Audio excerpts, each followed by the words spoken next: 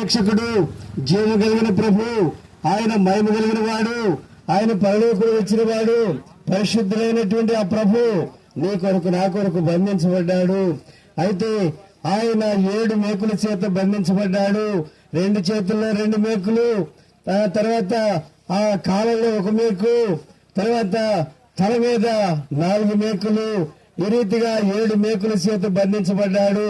ప్రియ స్నేహితుడా, ఎవరి కోసమని నువ్వు ఆలోచిస్తే నీ కోసమే, నా కోసమే, ఈ ప్రపంచంలో ఉన్న ప్రతి మానవుని కొరకు, ప్రతి స్త్రీ పురుషుల కొరకు, మానవ జన్మలో ఉన్న ప్రతి వారి కొరకు యేసుక్రీస్తు ప్రభు నిస్సందేహముగా ఆయన అర్పించబడ్డాడు. కనుకనే తన ప్రాణం పెట్టుటకు ప్రేమగా తను తాను సమర్పించుకున్నాడు.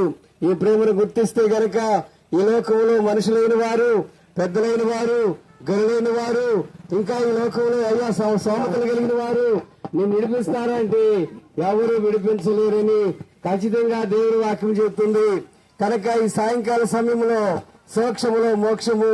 ప్రియ స్నేహితుడా, యేసు ప్రభువా, నేను పాపిని, నా జన్మ కర్మ పాపమును క్షమించి నీ బిడ్డగా చేసుకును, నా పాప దోషములు పరిహరించమని వేడుకుంటే గనక సోక్షములో మోక్షము. నువ్వే విధంగా ప్రయాసపడిన అవసరం లేదు, ఏ ప్రాంతాలకు వెళ్ళవసరం లేదు, నువ్వు యాగ విఘ్నాలు చేయనవసరం లేదు. యేసు క్రీస్తు రక్తము ప్రతి పాపమును కడిగి పవిత్రులుగా చేయును.